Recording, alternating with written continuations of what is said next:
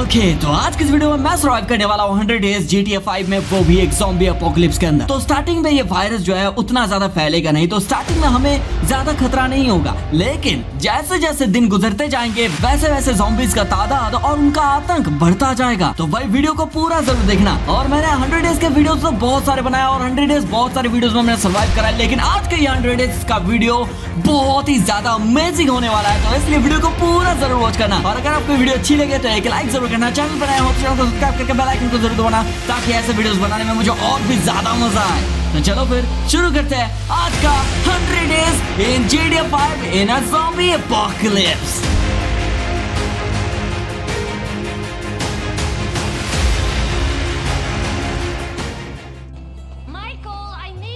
Okay, तो starting में जो है वायरस जो है वो नॉर्मल तरीके से फैलेगा, मतलब सब कुछ नॉर्मल होगा। धीरे धीरे जो है ये वायरस अपना असर दिखाना स्टार्ट कर देगा, इसलिए थोड़ी सी मस्ती की, शहर को भी थोड़ा सा आसपास जाके देखा। सारे लोग बहुत मस्ती कर रहे थे, शायद उनको पता भी नहीं है, अंदाजा भी नहीं है थोड़े दिनों में यहाँ पे क्या फैलने वाला है और क्या आने वाला है। खैर, तो मांडा के साथ टेनिस खेलने के बाद घर लौटा तो देखा जिमी गेम खेल रहा। उसको मैंने बोला था कि थोड़ा ट्रेनिंग कर ले, थोड़ा ट्रेनिंग करने को, लेकिन वो ट्रेनिंग तो कर रहा था लेकिन शूटिंग गेम को खेल के। अब वायरस जो है वो असर दिखाना धीरे धीरे स्टार्ट कर देगा, और इसको अगर हम लोग लड़ाई नहीं कर पाएंगे, यहाँ पे चारों तरफ जो है एपोकलिप्स छा जाएगा और यहाँ पे बहुत सारे गंदे गंदे जो है मॉन्स्टर्स वगैरह जो है यहाँ पे ज़ॉम्बी वगैरह जो है यहाँ पे स्पॉन होने लगेंगे, लेकिन हम लोग जो उसको फाइट नहीं कर पाएंगे। तो इसलिए हमें चाहिए एक अच्छा सा गाड़ी, और जो है लेस्टर के पास, क्योंकि उसके पास हर चीज का हल जो है उसके पास होता है, और हमेशा उसके पास एक ऐसी गाड़ी रहती है ना, उस गाड़ी को खास खास दिनों के लिए वो यूज करता है। जैसे कि मान लो हम लोग जो है कोई चोरी करने जा रहे हैं या फिर बड़े हाथ मारने जा रहे, तो उस हिसाब से जो है वो उस गाड़ी को यूज करता है। लेकिन अब वो घड़ी आ चुकी है जब उस गाड़ी को हम लोग यूज करने वाले हैं, और वो उस गाड़ी को एक ऐसी खुफिया जगह पे रखता है ताकि किसी को भी उसके बारे में भनक तक ना लगे। अब भले ही ज़ॉम्बीज़ का रफ्तार जो है वो स्टार्टिंग पे कम हो, फिर भी भैया वो खतरनाक है। अब जीने के लिए हमें चाहिए थे खाना और गोली, ताकि दुश्मनों से हम लोग लड़ सके, क्योंकि लेस्टर ने पता लगाया था ये जो वायरस है ये लॉस सैंटोस के ही किसी ना किसी लैब से ये फैला है, और जिन लोगों ने ये वायरस को फैलाया ना, और जिन लोगों ने इस वायरस को बनाया है, वो नहीं चाहते कि लॉस सैंटोस में कोई भी रहे, कोई भी आम इंसान यहाँ पे रहे, ताकि जब सारे लोग मर जाए ना, तब वो एक नया लॉस सैंटोस यहाँ पे क्रिएट कर सके, अपना एक बहुत बड़ा इन्वेंशन कर सके। इसलिए उन लोगों ने कुछ गुंडे लोगों को भी यहाँ पे तैनात करके रखा है नगर निगरानी करने के लिए, और उनको साफ साफ शब्दों में कहा गया है अगर सिटी में कोई भी विजिटर्स, कोई भी सर्वाइवर्स अगर दिखे तो उनको सीधा मार देना। इसलिए उनसे और ज़ॉम्बीज़ से फाइट करने के लिए मैं जाता हूँ एमोनेशन के शॉप पे थोड़ी सी गन और गोली खरीदने। अच्छे अच्छे गन्स खरीदने के बाद मैं जाता हूँ सैलून पे बाल कटवाने के लिए, लेकिन वहां जाने के बाद मुझे पता चलता है वहां तो चोरी हो रही है,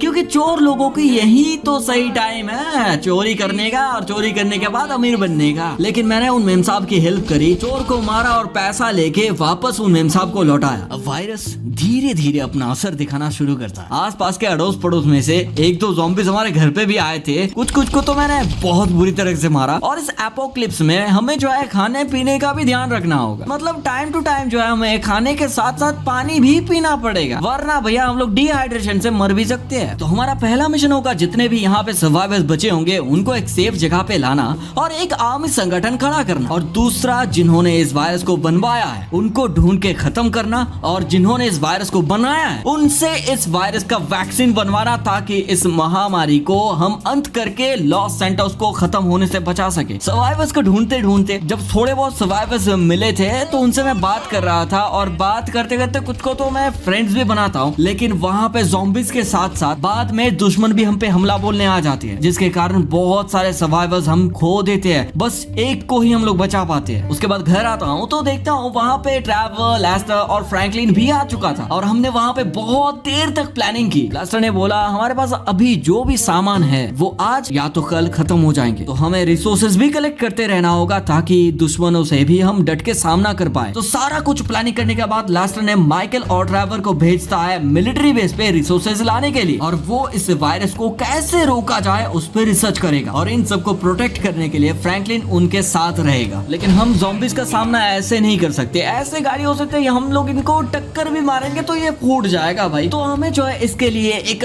तगड़ी गाड़ी चाहिए थी जो लेस्टर ने खुफिया सीक्रेट जगह पे रखा था। तो हमें सबसे पहले तो उसको जाके लेके आना होगा, जिसके बारे में तो हमें पता है लेकिन किसी और को पता नहीं है। हम भी गए फटाफट उस वाले लोकेशन पे जहाँ पे लेस्टर ने अपनी गाड़ी को रखा था, लेकिन वहां तक पहुंचते पहुंचते रात हो चुकी थी, और रात में ज़ॉम्बीज का खौफ और भी ज्यादा बढ़ जाता है। वहां पे इतने सारे ज़ॉम्बीज स्पॉन हो रहे थे कि सबको मारते मारते ट्रैवर के तो सारे एमोज ही खत्म हो गए। मेरे पास भी थोड़े बहुत जो भी एमोज बचे हुए थे, लेकिन अगर ऐसे ज़ॉम्बीज आते गए तो मेरे पास भी और एमो बचेगा नहीं। फटाफट ज़ॉम्बीज को, जितने भी वहां पे ज़ॉम्बीज थे उनको मार के गाड़ी की तलाश करने लगा, और गाड़ी मिलते ही उस पर बैठ के हम दोनों वहां से फटाफट निकल गए। लेकिन खतरा अभी भी टला नहीं था। हमें जाना था मिलिट्री बेस पे, पर हम रात में वहां पे जाना नहीं चाह रहे थे। तो हमने वहां पे एक जगह को देख के हमने गाड़ी को अपना रोका, सोचा कि भैया यहाँ पे हम लोग सेफ हो जाएंगे। लेकिन भैया ये सोच बहुत ही ज्यादा गंदा था भाई। वहां पे ज़ॉम्बीज तो हम पे अटैक करने आ ही रहे थे, साथ में दुश्मन भी आ चुके थे, लेकिन वहां पे ज़ॉम्बीज का तादाद इतना होने के कारण वो लोग तो सर्वाइव नहीं कर पाए, और हम लोग भी डर गए क्योंकि वहां पे इतने सारे ज़ॉम्बीज हो रहे थे। तो हमने आओ ना देखा ना ताओ, वहां पे कोई भी गाड़ी उठाया और वहां से रफू चक्कर हो गया। वहां से इतना तेजी के साथ भागा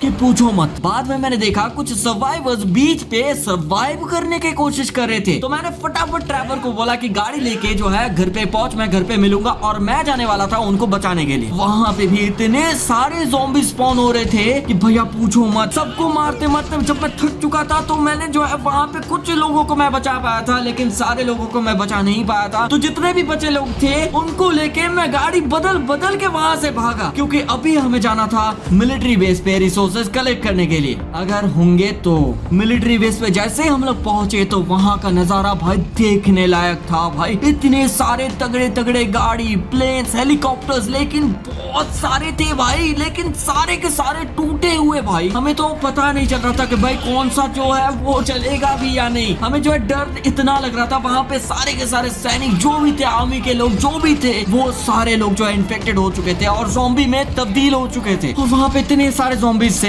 भाई पूछो मत। हम लोग जो इतने डर गए ना, इतने डर गए, तो वहां पे जो भी मिलता फटाफट उसको लेने लगे और वहां से निकलने लगे। और वहां पे हमें एक दो हेलीकॉप्टर्स भी दिख रहे थे। दूर से लग रहा था शायद ये नहीं चलेगा, लेकिन नसीब अच्छा होने के कारण वो ठीक से चलने लगा, तो हम लोग जो है थोड़ी सी राहत पाई। और उसके बाद हेलीकॉप्टर लेके वहां से उड़ के हम लोग जो अपने बेस पे आने लगे।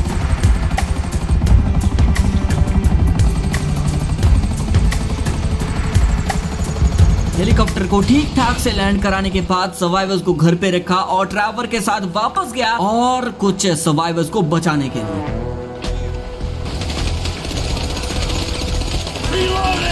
लेकिन दिक्कत ये था कि हमारे पास सर्वाइवर्स तो बहुत सारे थे, लेकिन गाड़ी थी तो सिर्फ एक, जिसमें सिर्फ 2 ही लोग बैठ सकते थे। तो हम भी एक और गाड़ी की तलाश करने लगे। थोड़ी दूर पे हमें एक गाड़ी दिखती है और लकीली वो ठीक था भाई, हम लोग उसको चला सकते थे। लेकिन अभी भी टेंशन खत्म नहीं होता है, इस पे भी हम लोग सिर्फ 2 ही लोग बैठ सकते थे। तो अब हम एक और गाड़ी को ढूंढना तलाश करते हैं, ज्यादा से ज्यादा जो है हम लोग बैठा सके। तो 2 गाड़ी होंगे, तो एक को जो है मैं चला के लेके चला जाऊंगा और एक को ड्राइवर चला के लेके चला जाएगा। इसी के चक्कर में हम लोग एक और गाड़ी की तलाश करने लगे। तो मैं एक जन को गाड़ी पे बैठाया और गाड़ी को भगाते भगाते थोड़ी दूर, मतलब थोड़ा स्लो चलाते चलाते मैं जो है गाड़ी की तलाश करने लगा था। और बाकी जितने भी सर्वाइवर्स थे वो ड्राइवर के साथ गाड़ी के पीछे पीछे आने लगे। बीच बीच में उनको भी बैकअप में देता रहा ताकि उनको कोई खतरा ना हो और उनपे कोई हमला ना कर दे। लेकिन थोड़ी देर पे भैया फ्यूल ही खत्म हो जाती है भाई गाड़ी की, और भाई तब रात भी हो रही थी और लड़ाई के बीच में कुछ सर्वाइवर्स मारे भी जाते हैं और कोई ना मरे, इसलिए सबको फटाफट गाड़ी पे बैठाया और जितना जल्दी हो सके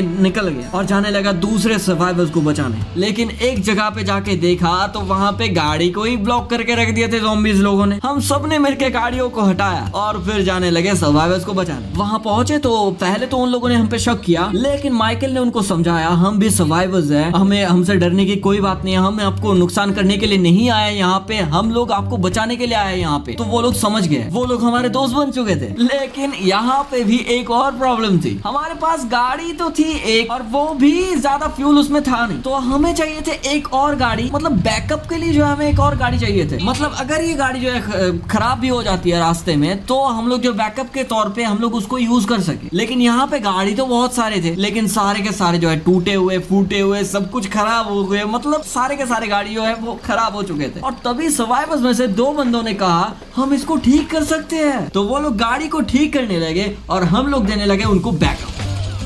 और थोड़ी देर के बाद हमारा भी काम हो चुका था, और साथ ही में हमारे मैकेनिक सर्वाइवर्स के काम भी हो चुके थे। जाके देखा तो उन लोगों ने भाई क्या कमाल का रिपेयर करा था भाई। साथ में भैया हमारे वाइन हुड जो गाड़ी था ना, उसको भी रिपेयर करके ठीक कर दिया भाई। जो छत खुला हुआ था ना, उसको भी ढक दिया भाई। तो सभी सर्वाइवर्स को गाड़ियों में बैठा के दोनों गाड़ियों के साथ हम लोग निकल पड़े थे अपने घर की तरफ। कुछ लोगों को मैं अपनी गाड़ी पे बैठा के लेके जा रहा था, और बाकियों को ट्रैवर अपनी गाड़ी में बैठा के लेके आ रहा था। लेकिन ज़ॉम्बीज़ के चलते वो लोग भी बचे नहीं थे। जो लोग गाड़ियों को ठीक कर रहे थे वो लोग भी बचे नहीं थे, क्योंकि रास्ते में हमारे साथ जो है लड़ाई हो चुकी थी। हमारी गाड़ी जो है पलट गई थी एक पहाड़ी की चोटी से, और वहां पे जो है बहुत हमले हुए थे, और सारे के सारे सर्वाइवर्स जो है उनको बचा नहीं पाए। वापस जाते हम लोग कुछ और सर्वाइवर्स को बचाने के लिए, और वहां पे हम लोग सिर्फ 2 सर्वाइवर्स को बचा पाते, और उन सर्वाइवर्स को हम लोग लेके आने लगे अपने घर पे। और मैं जहाँ पे मैं अपनी गाड़ी को ज़ॉम्बीज़ के बगल से होते हुए लेके आ रहा था, वहाँ तो ड्राइवर भैया उनको मसल के लेके आ रहा था भाई। उनके ऊपर गाड़ी चढ़ा के लेके आ रहा था भाई। घर आया तो लेस्टर को अच्छा लगा ये देख के, हमने कुछ सर्वाइवर्स को बचा के लेके आए थे। लेकिन हमें इस चीज का भी ध्यान रखना था कि लोग जितने ज्यादा होंगे, खाने पीने की समस्या भी उतना ज्यादा बढ़ेगा। जब ये ख्याल मेरे मन पे आया ना, तो मैं फटाफट जो है मैं जाने वाला था शॉप पे, और जाके कुछ खाना पीने के सामान जो है वो लेके आने वाला था। लेकिन लेस्टर ने हमें रोक दिया, बोला कि अभी माहौल जो वो ठीक नहीं है, आसपास बहुत सारे दुश्मनों के लोग हैं, उनको अगर हमारे अड्डे के बारे में पता चला तो बहुत बड़ी समस्या हो सकती है। तो इसलिए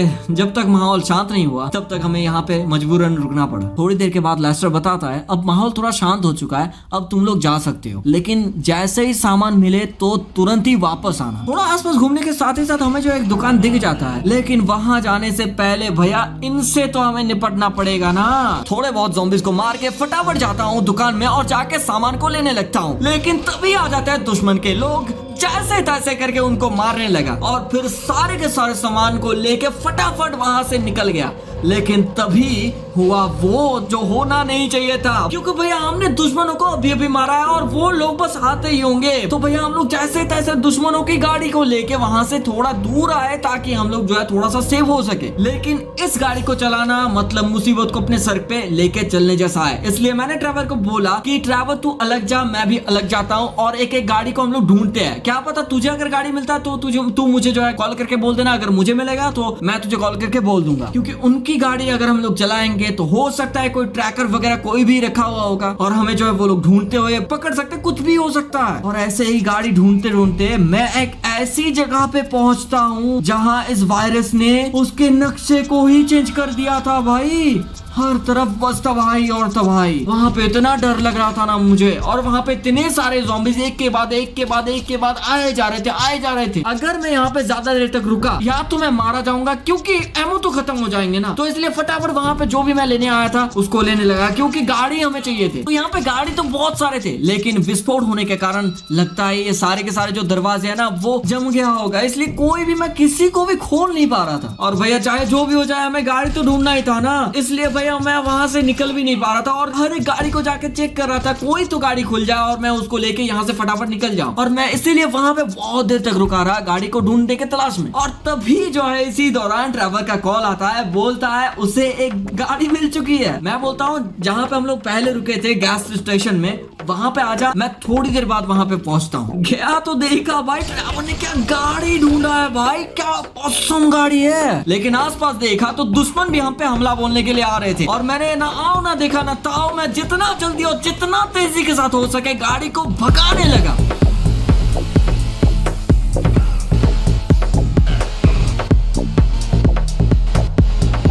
और आ गया घर पे।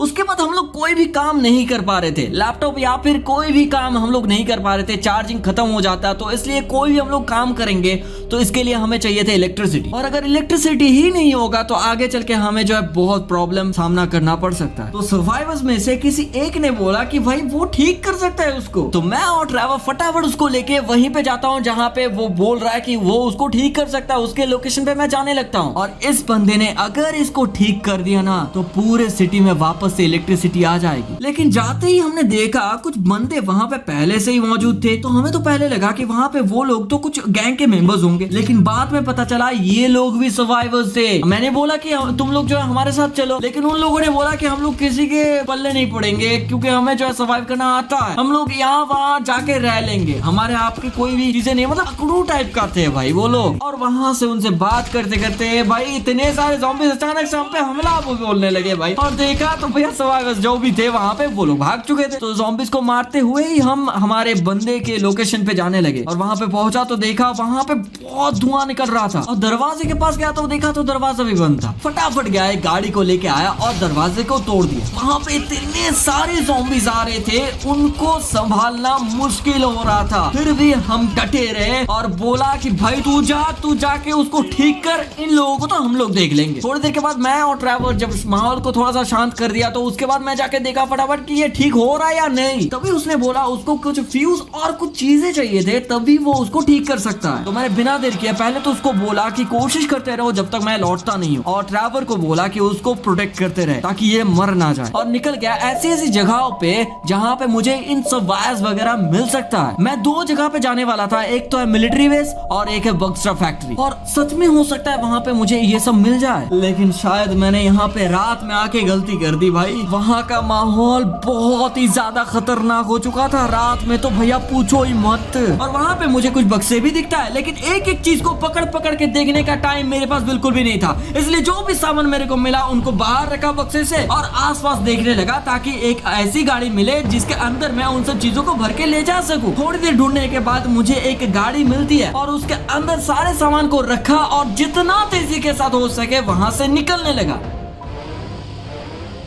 सभी चीजें आने के बाद वो बंदा अपना काम शुरू करता है और माइकल और ट्रैवर उसको डिफेंड करने लगता है। भैया यहाँ पे दिक्कत तो भाई ऐसे हो रही थी क्योंकि ये ठीक नहीं हो रहा था और धीरे धीरे रात भी होने लगी थी, और वो बोल रहा था कि भाई थोड़ा सा टाइम और लगेगा। तो जब काम हो रहा था तो मैंने सोचा कि उन सर्वाइवर्स के एक गाड़ी को लेके आ जाता हूँ, जैसे ही काम खत्म होगा तो हम लोग तुरंत यहाँ से निकल जाएंगे। बहुत देर के बाद फाइनली वो उसे ठीक कर ही देता है भाई, और वापस से लॉस सैंटोस में एक और बार फिर से इलेक्ट्रिसिटी आ जाती है। और जब हम लौटने लगते हैं ना तो लॉस सैंटोस को देख के भाई इतनी खुशी मिली ना भाई कि पूछो मत। भाई लॉस सैंटोस इतना खूबसूरत दिख रहा था ना, बहुत अच्छा लगा इसको देखने के बाद। और रास्ते में पता नहीं कहां से भैया दुश्मनों ने हमारे ठिकाने के बारे में पता लगा लिया था, और भैया वो लोग भी घर पे आने लगे थे। अब तो उनको जैसे तैसे मारा, और उनके पास एक अच्छी गाड़ी थी तो हमने उसको रख लिया क्योंकि आगे चल के हमें जो है गाड़ी की बहुत ही ज्यादा जरूरत पड़ सकती थी। अगले दिन सुबह लेस्टर बोलता है ये वायरस भले ही लॉस सैंटोस में फैला हुआ, लेकिन यहीं पे बहुत सारे गैंग लीडर्स, पॉलिटिशियंस, ऐसे बहुत बड़े बड़े लोग यहाँ पे अपने आप को क्वारंटाइन रखे हुए हैं, और वही लोग है इस आक्रामक वायरस को बनने और फैलाने का कारण। और उस पूरे दिन में हम लोगों ने तगड़ा प्लानिंग करा कैसे उनको हम लोग ढूंढ सकते हैं, कैसे उनको पकड़ के ला सकते हैं। इस टाइप के बहुत सारे हम लोगों ने जो है उस पूरे दिन में जो है हम लोग डिस्कस किए। उसके बाद लेस्टर को पता चलता है कुछ साइंटिस्ट एक खुफिया तरीके से अपना एक्सपेरिमेंट अभी भी कंटिन्यू कर रहा है, या यूं कहूं कि वो लोग चेक कर रहे हैं कि ये जो वायरस है इसकी आक्रामकता और प्रकोपता ये कितना मात्रा तक बढ़ चुका है, मतलब इसका जो लेवल है कितना लेवल तक हाई हुआ है। मतलब सोच रहे हो ये ऐसे टाइप के वो जो है वो एक्सपेरिमेंट यहाँ पे चेक कर रहे हैं वो लोग। तो लेस्टर बताता है वो किसी सीक्रेट जगह पे जो है एक्सपेरिमेंट ये कर रहा है, ये एक्सपेरिमेंट जो कंटिन्यू कर रहा है। और लेस्टर को उसका एक लोकेशन के बारे में पता चल चुका था जहाँ पे अभी जो एक्सपेरिमेंट हो रहा है। प्लानिंग समझने के बाद माइकल और ट्रैवर फौरन निकलता है उस वाले लोकेशन की ओर जहाँ पे जाने के लिए लेस्टर ने बोला है। और लोकेशन पे पहुंचने के बाद वहाँ का नजारा बहुत ही ज्यादा देखने लायक था। लेस्टर ने जैसे जैसे बताया था वैसे वैसे सेम यहाँ पे जो है वो लोग नजर रखे हुए हैं, और एक एक बंदे तो भैया दूरबीन से नजर रख रहे हैं दूर दूर तक। मतलब कोई भी बंदा आए तो ठोक देना सीधा। तो हम लोगों ने एक प्लान बनाया। हम लोगों ने सोचा कि पहाड़ के उल्टी तरफ से होते हुए हम लोग जाएंगे और फिर अचानक से उन पे हमला बोल देंगे। इससे उनके पास बचाव करने के लिए ज्यादा टाइम नहीं होगा और वो लोग हार मान जाएंगे। और वहाँ इतने महंगे महंगे कार्स थे जिसे देख के तो ऐसा ही लग रहा था कि भैया ये हो ना हो ये किसी बड़े गैंग का काम है। और वहाँ पहरेदारी बहुत ही ज्यादा तगड़ा हो रहा था, लेकिन फाइट तो भैया अब शुरू होगी।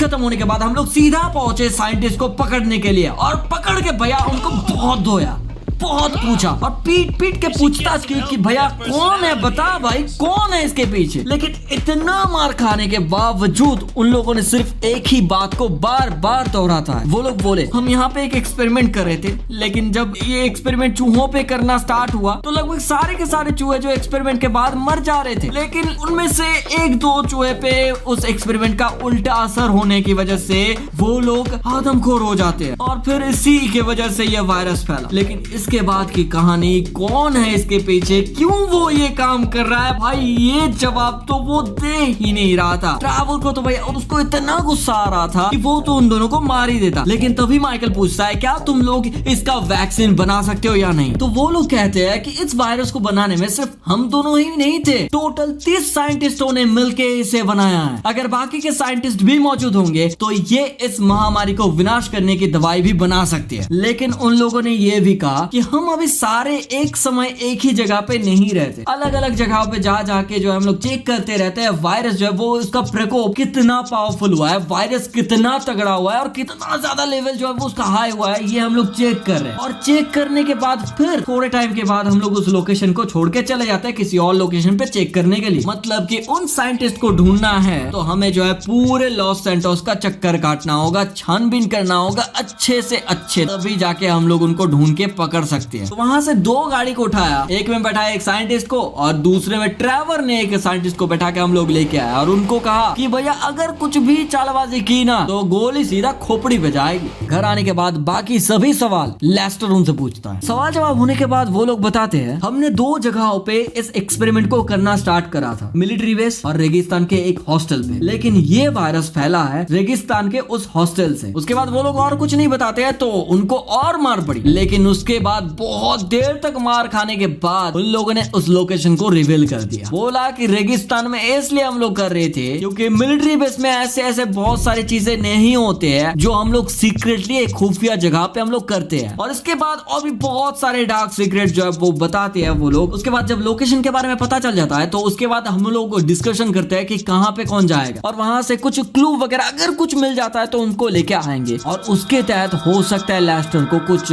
जानकारी मिले और हम लोग इस कहाँ पे कौन लोग है ये इसके बारे में पता कर सके। तो इसलिए माइकल जाएगा रेगिस्तान के उस हॉस्टल में जहाँ से ये वायरस फैला है और ट्रेवर जाएगा मिलिट्री बेस में छानबीन करने के लिए और फ्रैंकलिन जाएगा लेस्टर के साथ क्योंकि लेस्टर को कुछ चीजें चाहिए थे ताकि वो इस मामले के बारे में और गहराई से जानकारी इकट्ठा कर सके। और जिस जगह से ये वायरस फैला था वो अब देखने लायक था भाई, कुछ बचा ही नहीं था, पूरा जगह जो है वो खंडर बन चुका था भाई। थोड़ी देर आसपास घूमते घूमते फाइनली वो खतरनाक बिल्डिंग मुझे मिल जाता है। फटाफट वहां पे जाता हूँ और हर एक रूम को अच्छे से देखने लगता हूँ और ढूंढते ढूंढते मैं एक ऐसे रूम पे जा पहुंचा जिसको देख के लगा शायद यही वो जगह थी जहाँ पे इसका एक्सपेरिमेंट हुआ होगा। और देखते देखते वहां पे मुझे कुछ सामान भी दिखता है भाई। सामान के बारे में तो मुझे कुछ भी समझ में नहीं आता है, किसको लेना चाहिए और किसको लेना नहीं चाहिए, कुछ भी समझ में नहीं आता है। बैग पे जितने भी सामान फिट होता है, जितने भी सामान ठूस ठूस के मैंने सामान को भरा। जब बैग फुल हो गया तो मैं फटाफट वहां से निकलने लगा। आते वक्त मैंने ड्राइवर को कॉल करके पूछा उसको कुछ मिला है या नहीं, तो उसने बोला वहां पे कुछ भी नहीं है। और रास्ते में आते वक्त मेरी गाड़ी भी खराब हो गई और यहाँ पे बहुत सारे ज़ॉम्बीज़ भी है और मुझे कोई गाड़ी मिल भी नहीं रहा, आसपास कोई गाड़ी दिख भी नहीं रहा। तो मैंने कहा कि जहाँ पे है तू वहीं पे रुक, थोड़ा सेफ रह, मैं बस अभी पहुंचता हूँ वहां पे।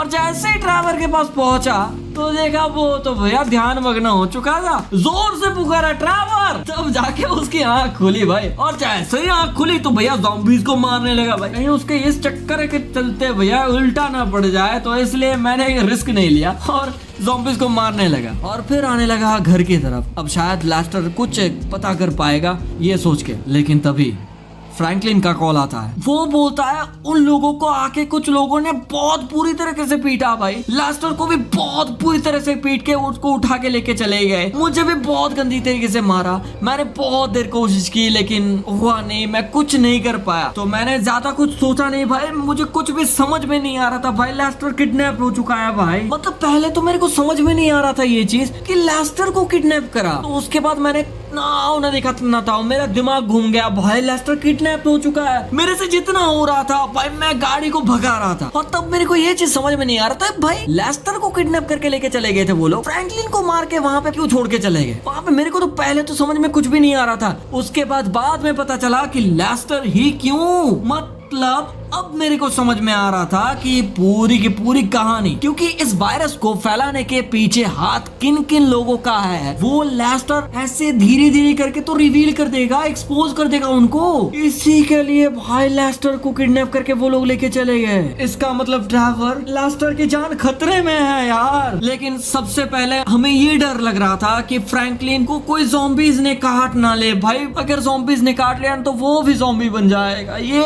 बहुत ज्यादा गंदा वाला सीन हुआ था भाई, कुछ भी समझ में नहीं आता। लेकिन वहां पे जाने के बाद देखा तो वहां पे नजारा तो कुछ और ही था। मतलब बहुत सारे बंदों को जो है फ्रैंकलिन ने मारा था। मतलब आप एक बात सोचो, यहाँ पे इतने सारे बंदों को इसने मार दिया था, तो फिर आए कितने लोग थे? मुझे कुछ भी समझ में नहीं आ रहा था भाई। एक तरफ भाई कुछ भी दिमाग काम नहीं कर रहा था भाई। एक तरफ ये लेस्टर किडनैप हो चुका है और दूसरी तरफ फ्रैंकलिन जो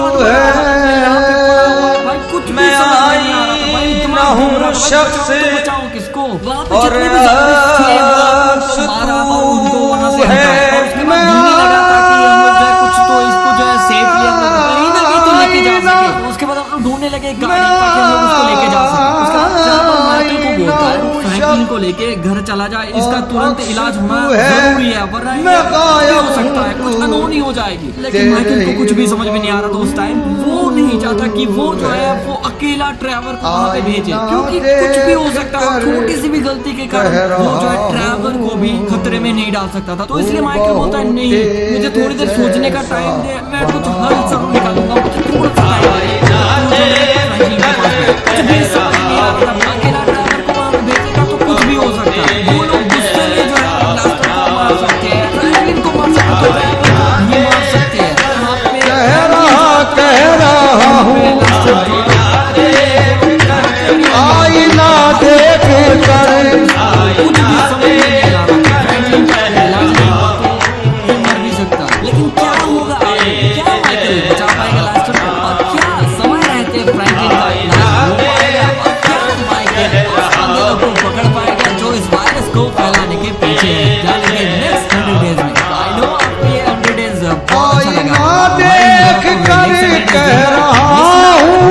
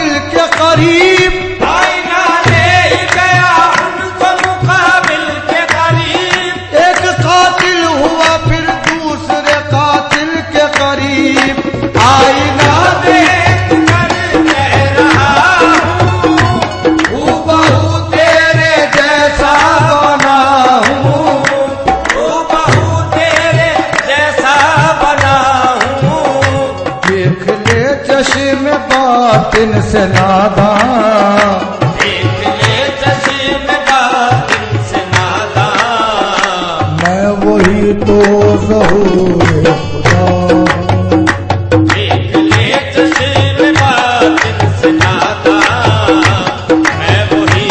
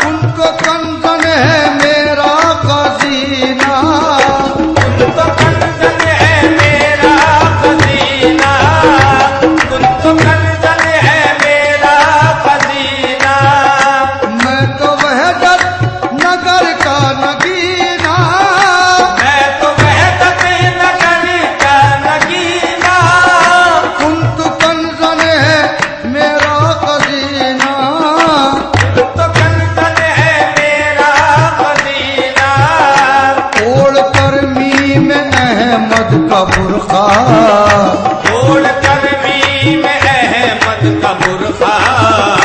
मैं तो आदम की सूरत लिया हूँ, ओढ़ कर मीम अहमद, मीम अहमद का बुरखा, ओढ़ कर मीम अहमद, मीम अहमद का बुरखा। ओढ़ कर मीम अहमद का बुरखा। अहमद की हकीकत पर एक मीम का पर्दा है, अहमद की हकीकत पर एक मीम का पर्दा है। उठ जाए अगर पर्दा अल्लाह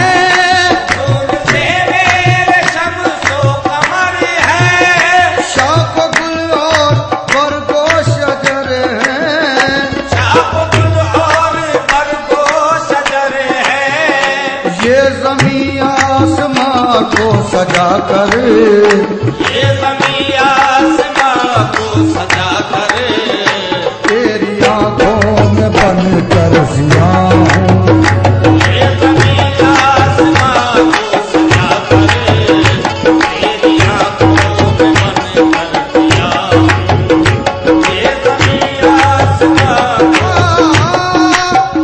हजारों साल नरगिस अपनी बेनूरी पे रोती है, हजारों साल नरगिस अपनी बेनूरी पे रोती है, बड़ी मुश्किल से होता है चमन में दीदावर पैदा, ये ज़मीं आसमां को सजा कर, तेरी आंखों में बन कर दिया, कैरो काबा या शहरे मदीना, खैर काबा या शहरे मदीना, नूर से मेरा पुरनूर सीना, नूर से मेरा पुरनूर सीना, नूर से मेरा पुरनूर सीना, कैरो काबा,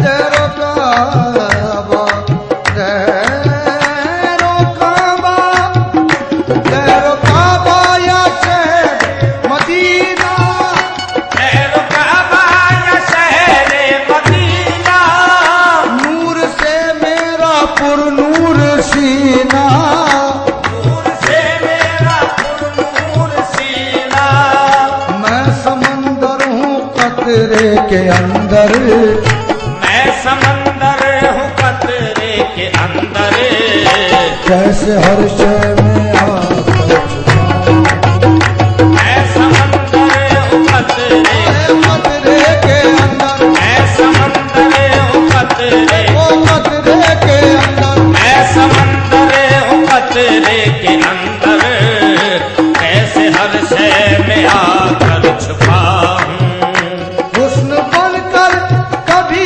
इश्क बनकर, हुस्न बनकर कभी इश्क बनकर, लैला मजनू को बेखुद बनाया, लैला मजनू को बेखुद बनाया, लैला मजनू को बेखुद बनाया, खैरो शर का है मेरा तमाशा, खैर सर का है मेरा तमाशा, खैरो शर सर का है मेरा, है मेरा तमाशा, खैर सर का है मेरा तमाशा, तुझ में रह कर मैं तुझे से जुदा हूँ, खैर सर का है मेरा तमाशा, तुझ में रहकर मैं तुझसे